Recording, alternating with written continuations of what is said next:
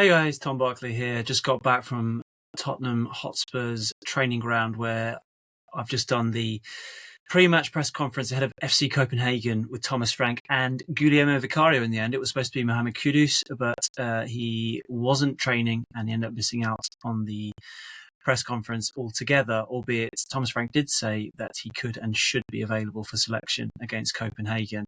Obviously in the Champions League, where Spurs are unbeaten, and obviously they're fifth in the league at the moment, but it doesn't quite tell the whole story of how things have been going, particularly in the last 48 hours or so post Chelsea. It felt like that Chelsea result was huge. Not so much the result, because Spurs are pretty much used to losing against Chelsea, sadly, with the way things have gone in recent years. It was the manner of the performance. Obviously, the lowest XG that Spurs have ever had in the history of XG, which first became a thing back in 2012, the worst XG of any Premier League side this season, and just a really painful night all round. 1-0 was the score, but let's be honest, it should have been much more than that. Chelsea had loads of chances. I think 3-0 would have been a fair result, and it really did expose, to some people's minds at least, some of the cracks that they feel have been there, particularly from a creative standpoint in the Thomas Frank era. Now, I don't think that's completely fair. I would say it's definitely fair to criticise the lack of creativity that the team have shown so far under Frank. But you do also have, if you're going to do that, you also do have to give him credit for the defensive solidity, largely, not against Chelsea. Like I say, a 3-0 result would have been fair, and that doesn't show any defensive solidity, to be honest. And the same can be said for a few other games. But on the whole, the defensive improvement has been impressive, and obviously the improvement in set pieces. And to change and improve everything all at once, one could argue, would be hard to do. But there's no denying the Spurs are painfully short of creativity right now and are a tough watch, particularly at home. And we'll come on to the home form and Copenhagen in particular and what it means. But actually, the main talking point of the day was following on from the Chelsea game and the specific incident right at the end after the final whistle, where Djed Spence and Micky van der Ven appeared to snub Thomas Frank's plea effectively for them to go and applaud the supporters for their support, and they walked off down the tunnel, Spence sort of throwing his arm up in the air, and it created a lot of headlines and a lot of noise on social media off the back of that particular incident. A lot of fans didn't take kindly to it, and understandably so, in such a public setting. And it was quite a striking image, wasn't it, watching Frank sort of look behind at both of them for several seconds before moving on, watching them sort of go against what he wanted them to do. So what was the news that came out of it as of today? So big news really on that particular event was that on Monday, on Sunday rather, Monday being today the press conference, on Sunday, the day after the game, both Spence and Van der Ven went into Frank's office to apologise. I'm told separately, they didn't go in together, and it was unprompted, as Frank said in the press conference. They went in to apologise, and Frank went into a bit of detail about why they wanted to do that. They said he didn't want it to look bad or disrespectful, and that they were essentially just frustrated at three things: the performance, because obviously they were pretty terrible against Chelsea, the defeat itself, and also the booing during the game. Now, that was something that was quite striking in the match itself. You know, we've heard, and I've heard plenty of times, particularly at the Tottenham Hotspur Stadium, but in stadiums everywhere, booing at half-time, booing at full-time. I don't think, if I have heard booing during a game, it's been a while. I'm not sure I've heard it at Spurs, and there was actual booing during the match, and it was a very specific moment, wasn't it? Rather than, I think there were groans throughout the match, but there was booing in the stoppage time when Spurs have a free kick. Vicario's taking it, so it's nowhere sort of near their Chelsea's goal. But at this stage, it's all hands to pump, get it in the mixer, try and make something happen. And he chooses to pass it to Spence, who ends up passing it back to Vicario, who then does lump it forward. It goes straight through to Sanchez, who actually then sparks a Chelsea counter-attack, which somehow Jamie Gittins blazes over the bar. That really should have been 2-0 at that point. But it was just the lack of ambition in that particular action of passing it to Spence and then Spence giving back to Vicario when, time was a wasting. That really seemed to get the backs up of the fans and prompted these boos. which you can also see on the flip side from the fans' perspective. They're used to having boos ring out. It happened plenty of times last season at the final whistle when people are unhappy from a performance, and you can have your own perspective over how you feel about booing generally. But it happens a lot now, so I think most people sort of understand it. But within a game, I think that's a bit different, and I think Frank has literally said that the booing during the game was part of the reason they were frustrated. So there is that aspect to it. On the subject of them coming up unprompted, I asked Thomas, how important was it that they came to apologise, particularly of their own accord, and for a bit more detail about the conversation, if you would so wish to sort of divulge. Unsurprisingly, he said he wanted to keep it internal. He said it'd be very unusual that he would throw a player under the bus. He'll always protect them, but he was very happy that they did come to him, because essentially it shows that they care. And I don't think anyone would have accused them otherwise of not caring when you look at their performances, particularly this season. Van de Ven has been the captain, standing captain during Romero's time, and obviously stepped up with those goals at Everton, and all round been pretty good. I think Spence has been very good, to be honest, this season. So there's definitely not been a lack of commitment from the way they've played on the pitch. But then, having said that, talking about Van de Ven being the captain, is this the kind of sort of public perception you want from two of your now regular starters and leading players in the team? Doesn't really paint a picture of unity within the side as a whole. But nonetheless, they have apologised now. So I suppose from Tottenham's perspective, and Thomas Frank's perspective, and the players' perspective, they're hoping to draw a line under it now, move on from this incident. But it was something that dominated the press conference, with it happening so recently. And there won't be any more sort of. There's not going to be. They're drawing a line under it. There's not going to be any sort of discipline, fines or anything like that as a result of this situation. But it did lead on to a bit of a conversation about the fan support, and Thomas Frank. He's clearly at pains to not annoy the fan base by going too strong in his language about their level of support, and he was at pains to stress how impressed he was with their support during the first 30 minutes of the game. He said it was fantastic, and he said it was fair enough to boo later on, but he did say we need a little help, particularly in those moments where it's not going the right way. And he talked about the idea that further down the line, if they nicked a sort of fluky 1-1, it could go a long way to their sort of points tally overall. It could be quite a significant moment. And Guillermo Vicario also talked about this, who obviously was in for Kudus instead, and he said the players have spoken about the game, about the whole incident with Spence and Van de Ven, and the general reaction with the fans booing. And he said, in these moments, we've got to have cool heads. And if we had a bit more help from the stands in some situations, it would be better. So, again, not criticising, but sort of urging and hoping for more support from the fans. And I see the perspective, but I also see the fans' frustration. There's a certain element of modern day football, or just football generally, where, yes, supporters in the crowd have that responsibility to a certain extent to be that 12th man, to roar their team on, and you see those clubs that have that kind of fantastic support that can really make a difference. And you could argue definitely in the Bode Glimt home game, I think it was the Bode Glimt home game, yes, in the semi-final, what a difference that made. It was the Bode Glimt home game when the Spurs fans were really, really up for it ahead of that match. And obviously Johnson scores within the first minute, and they go on to win 3-1, which paved the way to them getting to the final. And actually, ironically, ahead of this game against Chelsea, Spurs seem to be very aware of trying to hopefully generate a good atmosphere. There was this campaign, this sort of call to arms, I suppose, from the return of the shelf Twitter account, THFC flags, to try and to work with the club. They got rid of the music 5 minutes before kickoff to generate a sort of authentic atmosphere, and it was buzzing.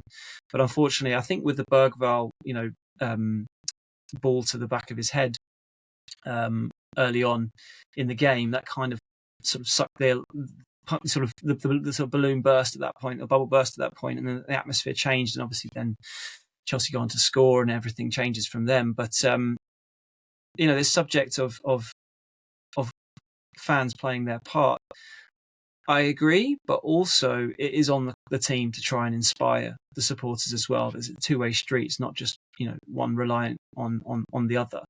And when Tottenham are serving up performances from a creative point of view that are so uninspiring, like it was against Chelsea. I mean, again, the XG stat 0.05 is abysmal. There's no dressing up of that. Frank said, he'd never been involved in a team that's created so little. There's got to be some responsibility on the team as well to sort of elevate their performance, to get the fans going, get their juices flowing. So there's sort of two sides to the coin on that one. But anyway, it's a bit of a talking point going into it. Going into another home game. I mean, you think home to FC Copenhagen, absolute dream draw in the Champions League, couldn't have asked for anything better. But at this stage, I don't know whether they really want a home game, because at home so far this season, apart from the 3-0 convincing win over Burnley, they've been pretty unconvincing. They've had 3 defeats in 7. That should have probably been 4 were it not for Paulini's last-minute goal against Wolves, who obviously have only taken 2 points and just sacked their manager. They couldn't beat Wolves at home. The lack of creativity has been a real worry. I talked about that quite a lot, going into Xavi Simons. And I know some of you seem to think I'm sort of going a bit too strong on one player and singling him out. I don't think I am. I think I'm being quite fair to a player who's cost a lot of money, who's come in to be that playmaker, who's clearly struggling, clearly with confidence. But I just feel like I've not seen anything yet so far to really justify that fee so far. And I just want him to show more from a player that should be able to do that. Apologies, I've forgotten to plug this in, so I'm just going to quickly do this for anyone who is wondering what I'm doing right now. I will carry on in 1 second. Apologies. Right, there we go. Before it runs out of battery. So there's no doubting that Spurs need to find a way. They need to find a way to be more exciting, to get fans off their seats, to score a goal. They're really, the last few games, obviously no goals against Chelsea, 0-0 against Monaco, another game which they really should have lost were it not for Vicario. Yes, they won 3-0 at Everton, and I don't think you can take anything away from that performance. It might not be, again, the most creatively inspiring, but they were brilliant set pieces that won them the game. They obviously scored a goal out of in open play for the winner. 3-0 at Everton. David Moyes' Everton away from home is a fantastic result, no matter what you say. So you can't take anything away from them on that front. But no doubt, overall this season, particularly at home, it's been a struggle.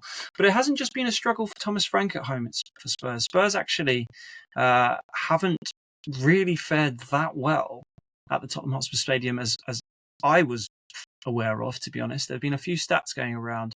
One particular painful one that you might have seen about the fact that Arsenal have only lost 6 more games than Spurs have from the opening of their stadium compared to the Spurs opening of their stadium.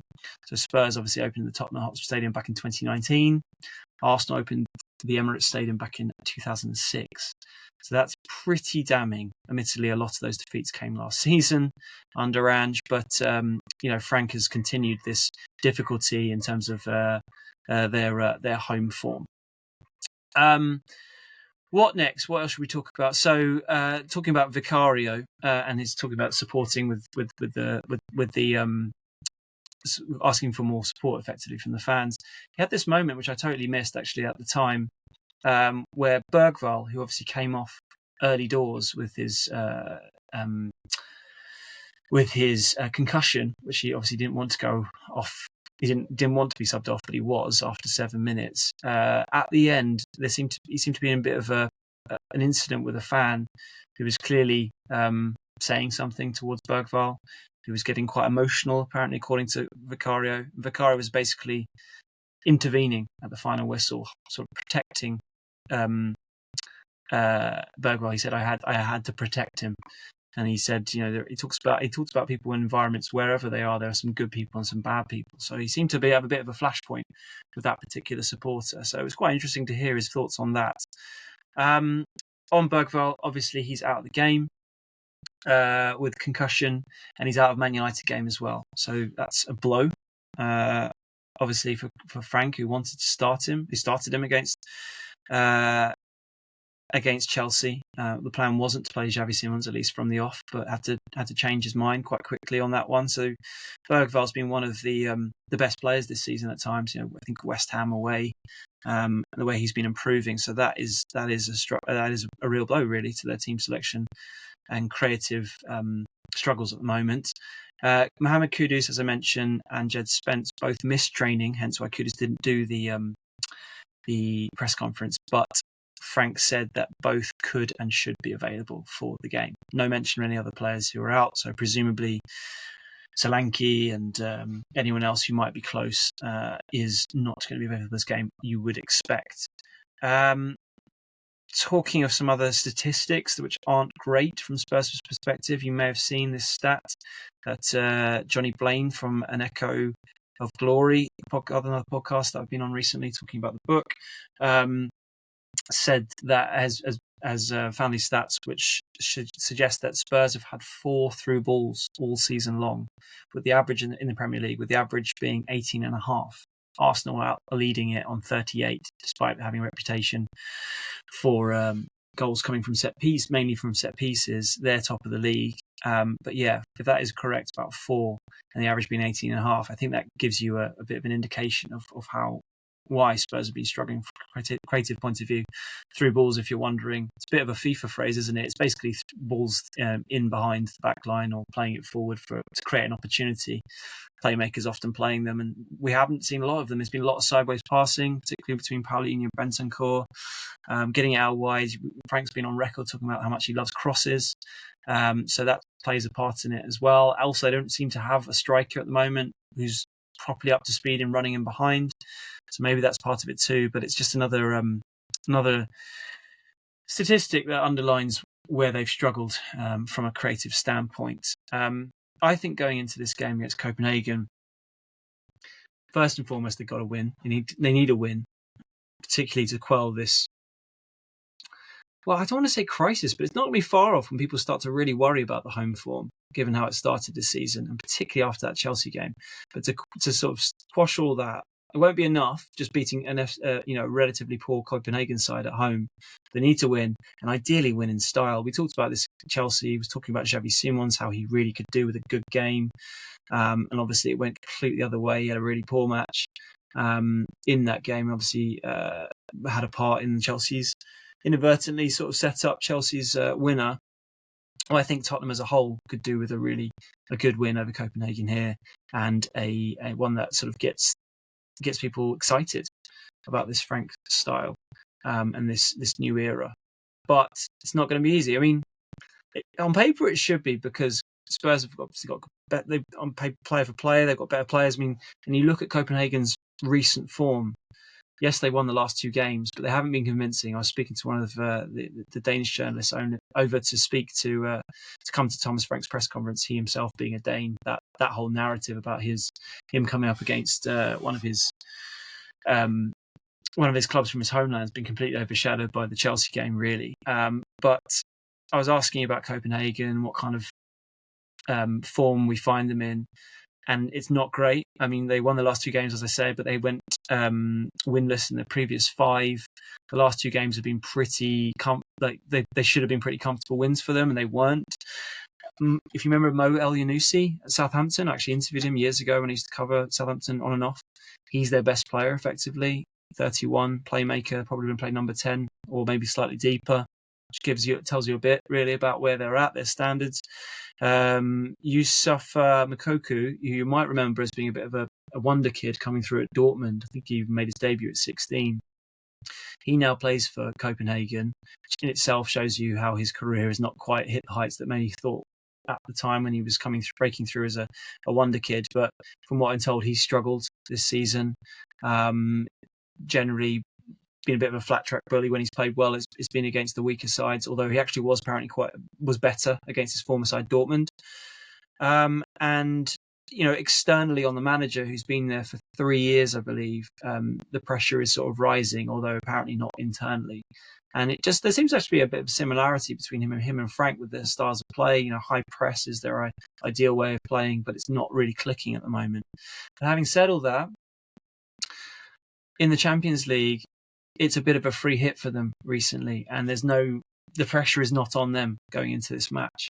And that could cause them to frustrate Tottenham, particularly if they get a good start and if Tottenham are showing the kind of lack of spark in the attacking third, as they've shown pretty much all season long from a home perspective. then it could suddenly become quite a difficult night. And with Man United to follow and plenty of other tough games after that, obviously the North London derby, PSG, Newcastle, it's important they get a good win here, or they get a win more than anything, but then pick up from there, which is weird because when you look at the league table and unbeaten in the Champions League, if you were an alien dropping down on Earth and just looking at the league table, you wouldn't think anything was there were any issues, to be honest. But that obviously doesn't paint the complete clear picture of it all. So just to finish up, let's think of the likely lineup. Obviously, Vicario in goal. I wonder. I'm mainly basing this on the fact that Spence and Kudus missed training, so I'm going to leave them out. So I think it might be a Doggy, Porro. Romero presumably comes back in to start here, and they've missed his creativity more than anything, as well as his leadership. He is a player who's been very good at playing those through balls, even from defence. So hopefully him back with Van de Ven. I'm going to go for Johnson outright. Maybe time for him to have another go. Even though I know he struggled at Newcastle, but he was the top scorer last season. He could have been a talking point going into this game. Bear in mind, it was his goal that got Spurs into the Champions League, and Spurs are struggling for goals. But I still don't know where he fits into this sort of Frank era.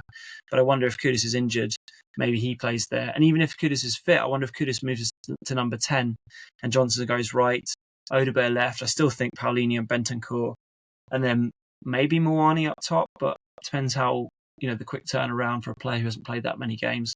We'll see. And then either Xavi or Kudus. I think, to be honest, if it's Kudus is fit and he fancies Johnson wide right, I don't think Xavi Simons is playing well enough to start him at the moment. Maybe this is the right game to give him that go, to get that boost of confidence against a weaker side. But what if it goes the other way and he struggles against a supposed weaker side, and how's that going to help his confidence? So I don't know. Plenty of selection poses. I mean, you could argue with the way it's been going from a creative point of view, why not go to a 4-4-2? Why not play Richarlison and Moani? I'm sure plenty of fans might fancy that.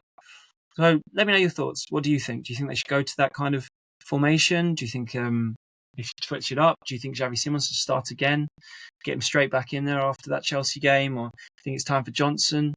What do you make of it? And what do you make of Van de Ven and Spence? You think time to draw a line under it? You're happy they apologised? Would you prefer it to be public from them?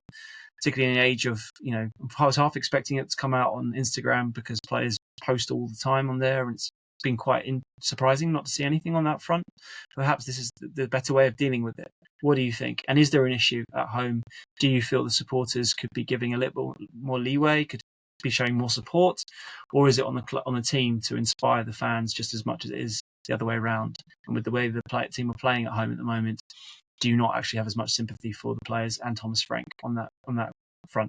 Let me know your thoughts. Cheers, guys.